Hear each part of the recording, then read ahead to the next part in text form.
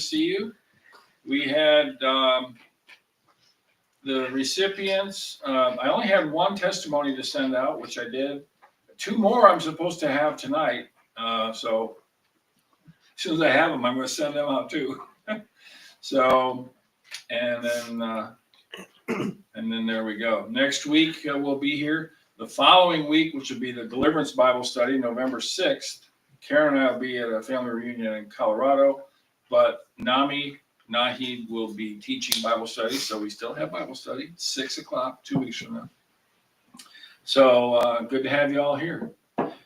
Well, 2 weeks ago, I started talking about Joseph, one of the most famous Bible guys. In fact, so famous that Jesus' stepdad's named Joseph, Mary's dad is named Joseph, and you got Joseph of Arimathea. Joseph is the most common name in the New Testament in the Bible. And of course, you had Abraham, Isaac, Jacob, who turned into Israel, and then the 12 sons, Joseph being one of them. And just a reminder, if I can get my bearings right, see, Abraham came from way over here. Over here is the Bible land, this little tiny piece right here. Here's the Mediterranean Sea. And then Abraham came from way over here. God said, go, he went.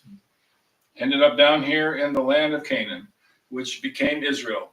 Then, and then they lived there and lived there and lived there. And then eventually they moved, as we're going to read today, down to Egypt, which is, I think it's right here. Yeah, there's the Sinai, Egypt down here. They moved down here. And then eventually came back to the Promised Land. And so that's where we are in the world right now in the Bible, where we're talking about. So just to recap what we learned about 2 weeks ago, Joseph, well, first of all, Romans 15:4, all things written in aforetime, which is the Old Testament, were written for our learning, that we through patience and comfort of the scriptures might have hope. And then we started when Joseph was age 17. And then his family, you know, the other brothers and whatnot, you would think, wow, these are famous guys. You had all the 12 tribes of Israel came from there, and they must have been really honest, ethical people. They wouldn't swindle anybody. They wouldn't, there wouldn't be any death, or there wouldn't be any rape or incest or murder or deception or jealousy or adultery or in-family squabbles. You'd never have any of that, would you? You wouldn't kill people who raped your sister. That's what they did. And so they weren't all that good. Then Jacob's second to last son was Joseph, Benjamin being the last one. And the word of God we learned said that Jacob loved Joseph more than the others. That's not a good thing.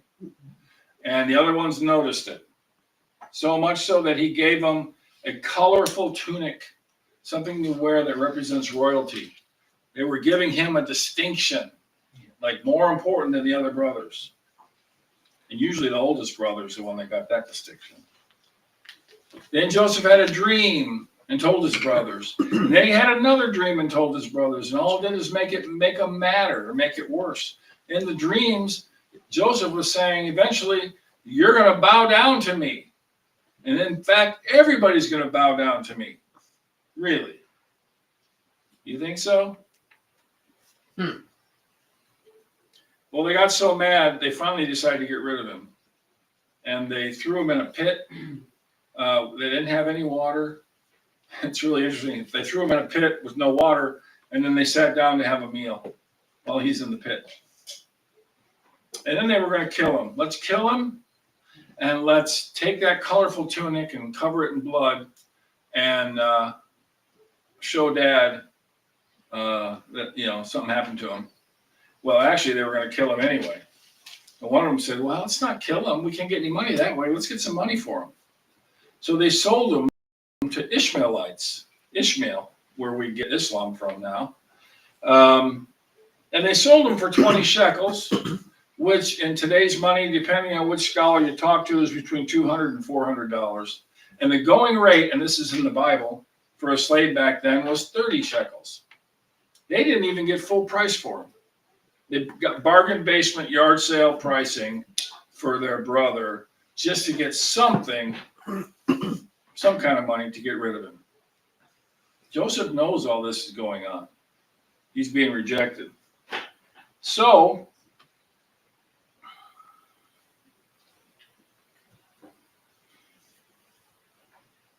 that's what they did. So they took him away, and they didn't know where he went, and they took him away. And that's where we pick it up. So we're in chapter 37 of Genesis. We're in verse 29. 37:29.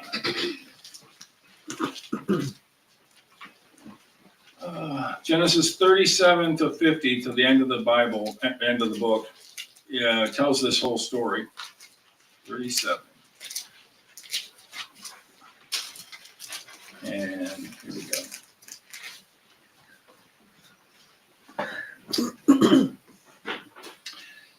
Verse 29. So, verse 31. So they took Joseph's tunic, killed a kid of the goats, and dipped the tunic in the blood, this colorful tunic that they hated. Then they sent the tunic of many colors, and they brought it to their father and said, "We have found this. Do you know whether it is your son's tunic or not?" They didn't say our brother's tunic. Your son, it's your son. He's not our brother, really. We don't want him to be our brother. He's your son. And Jacob recognized it and said, "It is my son's tunic. A wild beast has devoured him." Without doubt, Joseph is torn to pieces. Then Jacob tore his clothes, put sackcloth on his waist, and mourned for his son many days. The sackcloth, tearing clothes, it's all a sign of agony and mourning.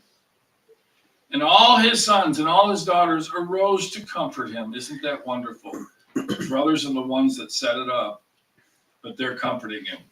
Supposedly, it's all a sham. It's all a show. But he refused to be comforted, and he said, "For I shall go down unto the grave to my son in the morning." Mourning, M-O-U, not M-O-R. Thus his father wept for him. He cried for his son. He's gone. Some animal killed him. Now the Midianites had sold him in Egypt to Potiphar, an officer of Pharaoh and captain of the guard. So he sold him to Potiphar. This is an important person here. In Egypt, he's an officer of Pharaoh. The Pharaoh, who's the king of Egypt, is the boss. Potiphar's boss and captain of the guard. He's in charge of the prison.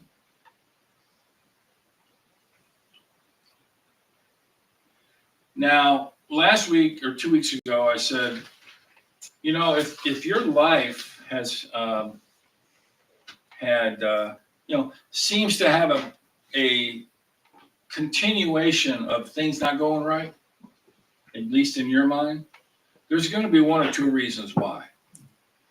Either you're not living right, you're sinning, and you're getting the negative consequences of that, or you are living right, and God has a plan, and you're in the plan.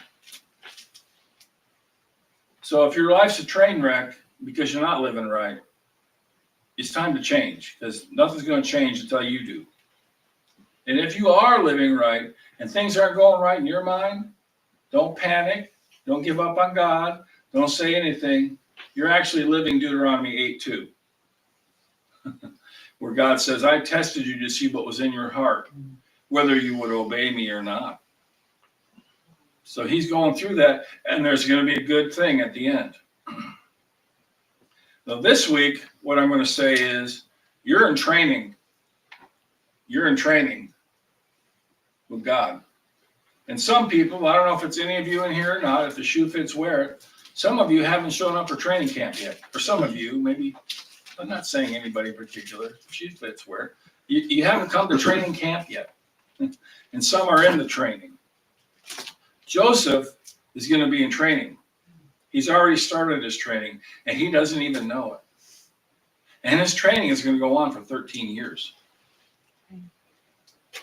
And if you, as you read this record, like I did, I just loved reading it and then just sitting, what's going on? Really just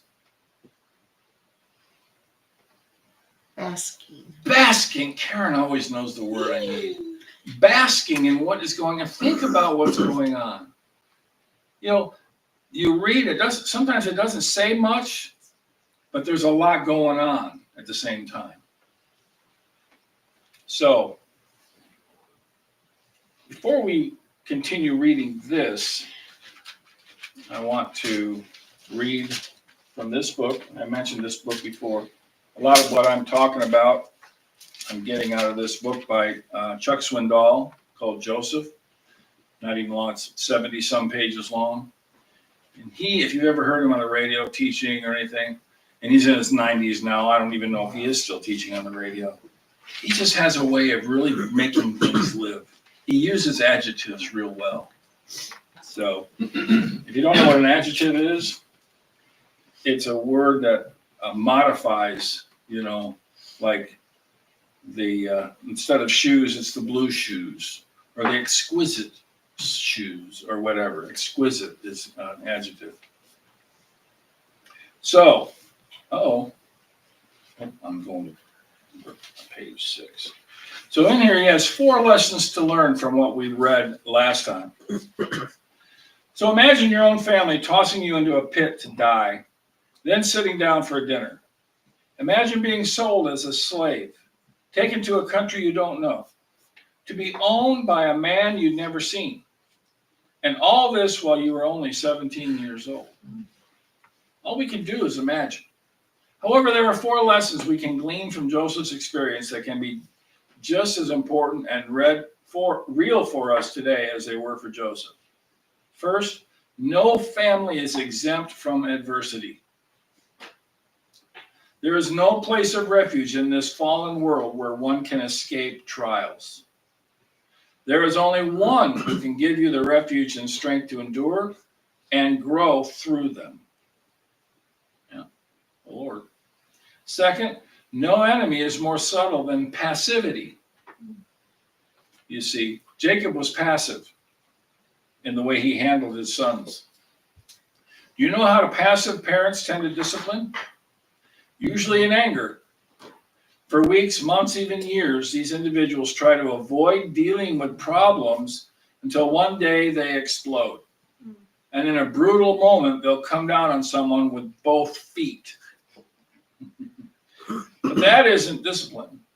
The child they leave behind after one of these scorching sessions will be no more disciplined than before. We've got to realize that giving in to the subtle urge to avoid problems now only creates more in the future. Third, no response is more cruel than jealousy. Joseph's brothers were jealous. Solomon was right when he said that jealousy is as cruel as the grave. If you let the seed of jealousy take root in your children, it will destroy the family's unity and harmony. As a parent, you must learn to recognize and weed out bad attitudes as well as actions. And in addition to your weeding responsibilities, don't forget to water your children with praise when they display the right attitudes. Finally, fourth, no condition is more unfair than slavery. In one day, Joseph went from a favored son to a faceless slave, from luxury's pillows to Egypt's bonds.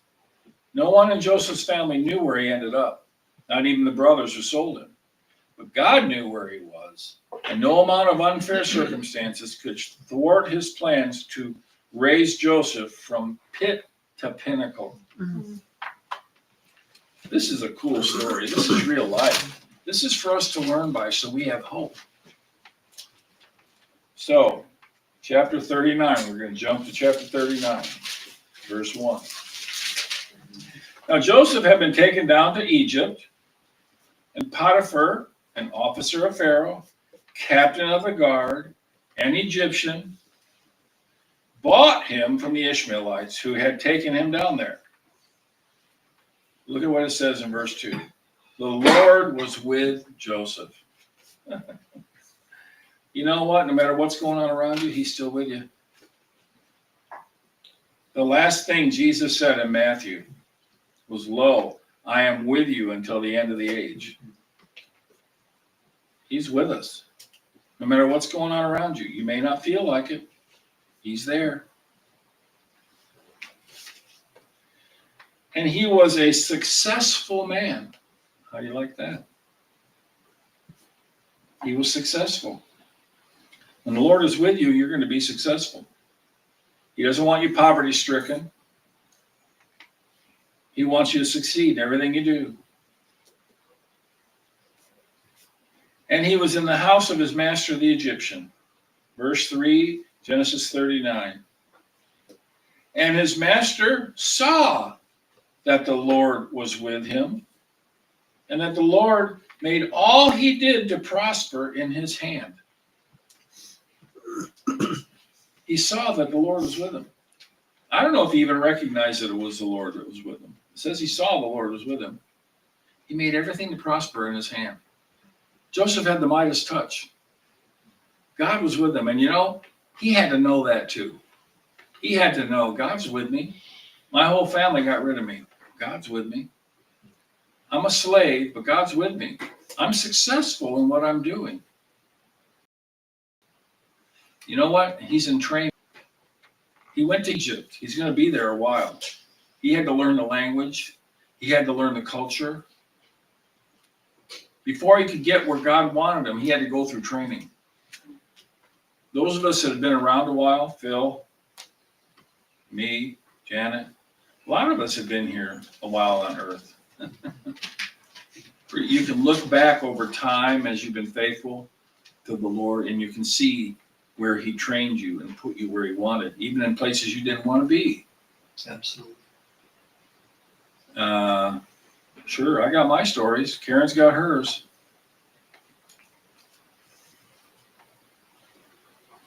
The Lord's with him. Verse 4, chapter 39. So Joseph found favor in his sight and served him. Then he made him overseer of his house, and all that he had, he put under his authority. Wow. So it was from the time that he had made him overseer of his house and all that he had, that the Lord blessed the Egyptian's house for Joseph's sake. And the blessing of the Lord was on all that he had. 3 times it says that. All that he had in the house and in the field. Thus he left all that he had in Joseph's hand, and he did not know what he had except for the bread which he ate. Potiphar didn't even know how much stuff he had, except that he ate. Can you imagine trusting someone so much that he controls your bank account and you don't even know how much money is in it? He controlled all that he had. Said it 4 times. All the people that worked there, all the coming and goings, all the accounts receivables, all the accounts payables. He had to learn how to do business. He had to learn how to handle people. How to handle, what if somebody has a baby? What are you going to do with them? They're a slave and they're working for you and they have a baby. You got to learn how to handle these things. Somebody gets sick. What are you going to do with them? He had to learn all of that. But God blessed him. God was with him. And Potiphar could see that. So much so that all that he had control over. He could have taken everything out of the bank account and run off.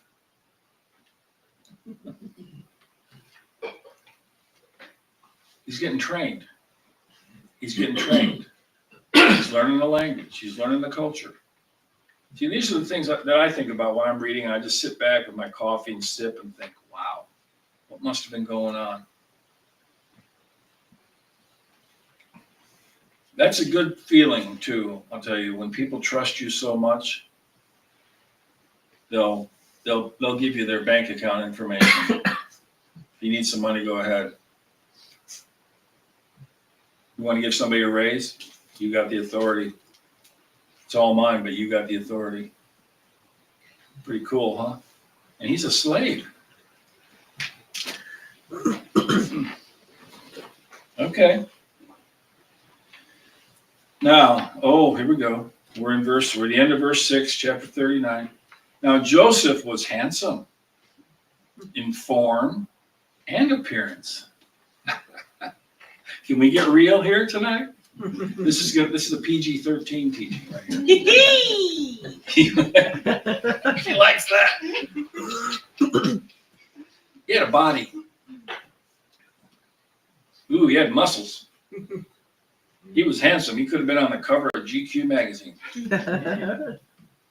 Well, he worked all the time. He's checking on everybody else who's working. He's helping them in the field. He's lifting boxes and crates, shipping and receiving. He's in charge of everything, so he's doing a lot of work too. He's in good shape, like I am. Well, a few of you are laughing. I'm glad the rest of you realize I am in good shape. Healthy. Now they're laughing. Okay, all right. Oh boy, it says, verse 7, chapter 39. And it came to pass after these things. Now, we don't know how long Joseph's been there, okay? He didn't show up on Monday and by Friday he's got access to Potiphar's bank account, okay? This takes time. We don't know how long.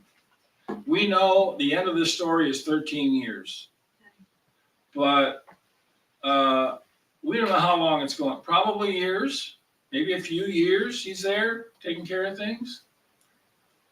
He's learning. He's in training. Now look. And it came to pass, verse 7, after these things, that his master's wife cast longing eyes on Joseph. And she said, lie with me. Now, lie with me simply means, in plain English, PG-13, let's have sex. Now, once again, just sit back and think here. She didn't walk up to him one day and say, let's have sex. It didn't work like that. And as we read along, we're going to see how conniving she was, how manipulative she was. She looked at him and, ooh, look at those muscles. I'll bet he'd be good. Yeah, ooh, look at that. Ooh. And he's handsome. You know, and we don't know how many other guys that she's seen and liked. But she is the wife of one of the top government officials in the whole country. And you know he could pick anybody he wanted to be his wife. So she wasn't a leper. You know, I mean, okay, she probably could have been pretty attractive too to Joseph. By the way, where's Potiphar all this time? He trusts Joseph so much, he's not around like he used to be. So you're thinking, well, where is he? We're just thinking logically here. Where do you think he would be? He's hobnobbing with the Pharaoh, trying to improve his political position. I know the Bible doesn't say that, but what do you think? I mean, do you live in real life here? Well, he's not home that much. But she is. She doesn't have a lot to do because they're rich, except look at him and lust after him. This come live with me didn't happen immediately. Took some time, you know, she wouldn't wear quite as many clothes as she normally did, so you could see a little bit more than normally you would see. And, you know, a little flirting here, a little flirting there. Make sure he has, if she's making food for people, make sure he has his favorite meal. Little brush. What's that? Brush by. Little brush by. Yeah, just rub up against him. Yeah. Just try to get his attention. Get him to start biting. You can really think, you know, what might have happened before they lie with me. Verse 8. But he refused and said to his master's wife, look, my master does not know what is with me in the house. And he has committed all that he has, there you go, fifth time, to my hand. there is no one greater in this house than I, nor has he kept back anything from me but you, because you are his wife. He's trying to be logical with her. That's the last thing she cares about. She's got one idea. I want you. Yeah. How then can I do this great wickedness and sin against Potiphar? No, sin against God. He recognized God is here. He's with me. And if I mess around with you, I'm sinning against God, and I don't want that. And he's trying to be logical with her.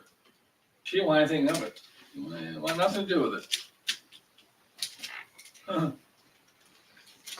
Gets better. Read more. Gets better. Verse 10, chapter 39. So it was as she spoke to Joseph day by day. Day after day, she's talking to him. Trying to wiggle in there. Pestered. Huh? Mine says pestered. Pestered? Yeah. Yeah, that's a good word. That he did not heed her to lie with her or to be with her. He's smart. He won't even be with her. He doesn't want anything to do with it. This is the thing about temptation. Don't play with it. Don't taste it. Don't look at it. Don't whatever. Don't tantalize with it. Don't even taste it. Get away. He doesn't even want to be around her. It's kind of hard not to because he's working in the house she lives in. True. But he won't give in. He's in training. And he's passing the test. So far. Now, we don't even know if he's ever even had sex with anybody. Probably not. Remember, he got there when he was 17. He's probably in his early 20s now. Young and strong and able and strong like bull. Yeah. Here we go. But, oh boy, every time we see but, something's going to happen. It happened about this time when Joseph went into the house to do his work, and none of the men of the house was inside. Oh, there's nobody around. That she caught him by his garment, saying, "Lie with me." Remember that colorful garment he had? Well, he had it. He didn't have it anymore. Somebody else is taking this garment now. She's going to. But he left his garment in her hand and fled and ran. How do you like that? She grabbed him. Grabbed his clothes. And the only way he could get away was for the clothes to come off. He did what the Bible says. Remember what it says in the New Testament? Flee fornication. Run. Flee means run. Run from it. Just get away. Wow. It's a good lesson for all of us. Yep. And so it was, when she saw that he had left his garment in her hand and fled outside, that she called to the men of her house and spoke to them, saying, "See, he has brought in to us a Hebrew to mock us. He came into me to lie with me. And I cried out with a loud voice, 'Rape! Rape! Rape!'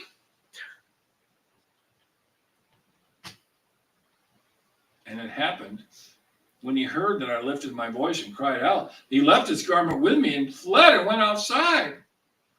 I barely got away from him." Ooh, conniving and manipulative. Yeah. You know, he was a Hebrew. He was a foreigner. You know, foreign meat looks better than homegrown meat. He wanted that foreign meat. She wanted that foreign meat. Great. Joseph's done nothing wrong. He's only done right. And now he's getting in trouble. So she kept his garment with her until his master came home. Then she spoke to him with the words like these, saying, the Hebrew servant who you brought to us. It's your fault, Potiphar. It's your fault he came in to rape me. Who you brought to us came into me to mock me. So it happened as I lifted my voice and cried out that he left his garment with me and fled outside. So it was when his master heard the words which his wife spoke to him, saying, your servant did to me after this manner, that his anger was aroused. I trusted him with everything. Then Joseph's master took him and put him into the prison. That's what he was in charge of. A place where the king's prisoners were confined.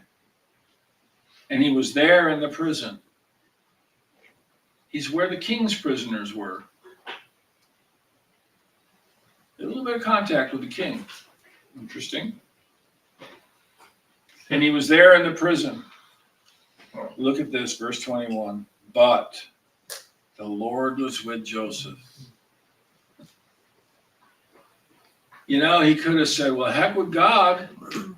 I'm doing nothing but right and I get in trouble. I haven't done anything wrong. Right. Heck with him. No. Showed him mercy. Showed him mercy. Didn't just give it to him, he showed it to him. Joseph could see something, so he knew that God was still with him. I don't know what it was, but it was enough for Joseph to keep him going. He's in training. We don't know how long he's been there, probably several years at least. He had to learn the language, had to learn the culture, had to learn how to do business, had to learn how to handle people, had to learn how to have a manipulative woman try to take advantage of him. All of these things. How to deal with a top official in the government, right? Potiphar, he had to deal with him. He had to let him know what's going on. Even though Potiphar let everything in his hand, didn't really know what was going on except what he ate. He's dealing with all these people. He's in training. He's learning. He doesn't even know it. He just thinks he's in prison. Interesting, huh?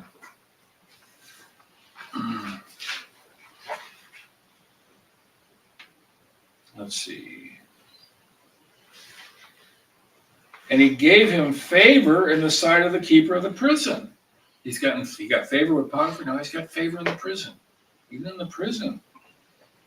Look at verse 22. And the keeper of the prison committed to Joseph's hand all the prisoners who were in the prison. Now that took some time too. He didn't get there on Monday and all of a sudden have all that going on Friday. As a matter of fact, when you were a prison guard and a prisoner escaped, they chopped your head off. He trusted Joseph completely. Whatever they did there, it was his doing. Wow. The keeper of the prison did not look unto anything that was under Joseph's authority, because the Lord was with him. There you go. And whatever he did, the Lord made it to prosper, just like with Potiphar. He's learning how to deal with bad people, people who've committed crimes, legitimately. Maybe some of them were like he was and really hadn't done anything. But most of the people in prison deserve to be there. They've done stuff. So now he's dealing with those people. He's dealt with high ups, close to the king himself, the Pharaoh, Potiphar, or probably others. Potiphar's friends that came for potluck suppers and cookouts, whatever. He's dealing with these people. Potlucks. And then he's dealing with all the workers, most of them slaves, maybe all of them slaves like he was. Now he's really getting down in the dirty people who've been in jail. Wow. He's in training. See, if you find yourself like, all I'm doing is good, and I seem to be getting in trouble for doing good, God's with you. He's with you. You're in training. There's going to be a good end to it. And I don't care. I said this 2 weeks ago. People will say, well, you're just making excuses. Things don't go right, so you're just saying God is in it and there's going to be a good end. No, if you've been around long enough, you get to the end and you see why things happened the way they did. Mhm. I certainly have. Many of you can start thinking right now of how other things have happened that got you to the end where you needed to be and you didn't even know where that end was.